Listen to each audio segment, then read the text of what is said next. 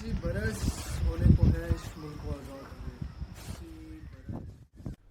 بسم اللہ الرحمن الرحیم. میرے پاکستانیوں،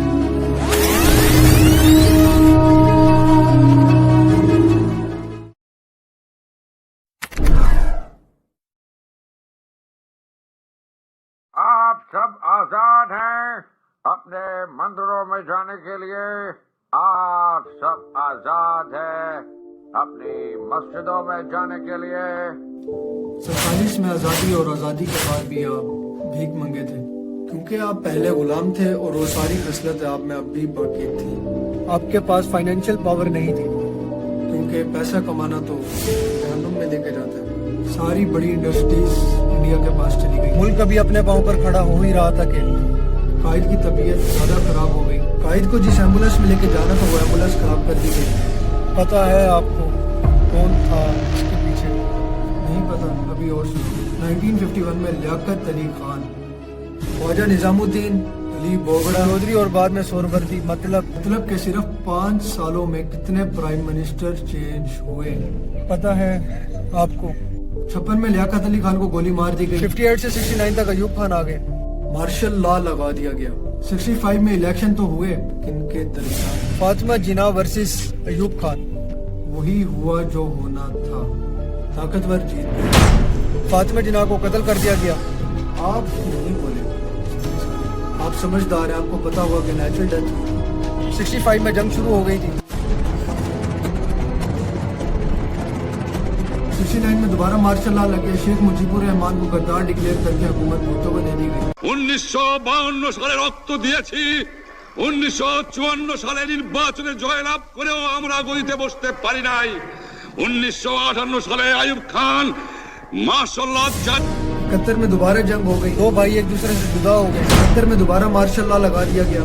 77 سے 88 تک جنرل ضیاء آ گئے. بھٹو کو پھانسی دے دی گئی.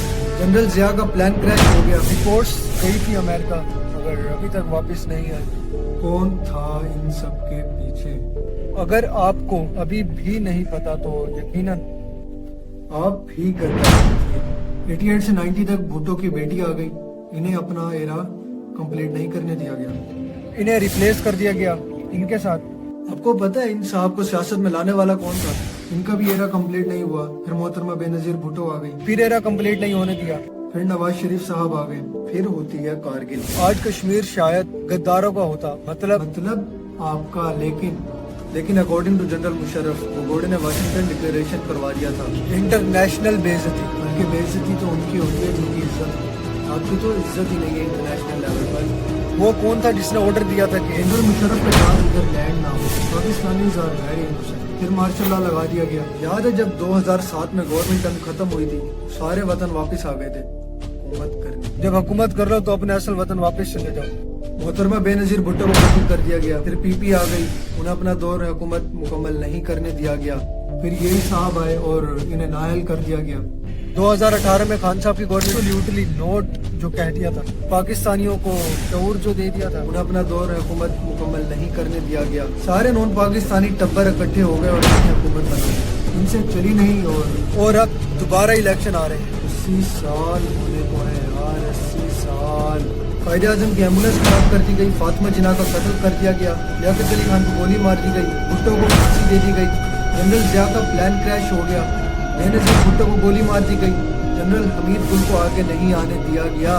عمران خان کو گولی مار دی گئی. ان سب کے پیچھے کون ہے شاید پتا ہو آپ کو، اور اگر ابھی بھی نہیں پتا تو آپ ہی غدار ہیں. ملک ہمارے اور چلا کوئی اور رہا ہے. حسینی ہونے کا نعرہ تو سبھی لگاتے مگر حسین جیسے کام یہ ضرورت آپ میں نہیں. 80 سال ہونے کو ہے. 80 سال. اب تو کھڑے ہو جاؤ. اپنے حق کے لیے ہوں گے کھڑے.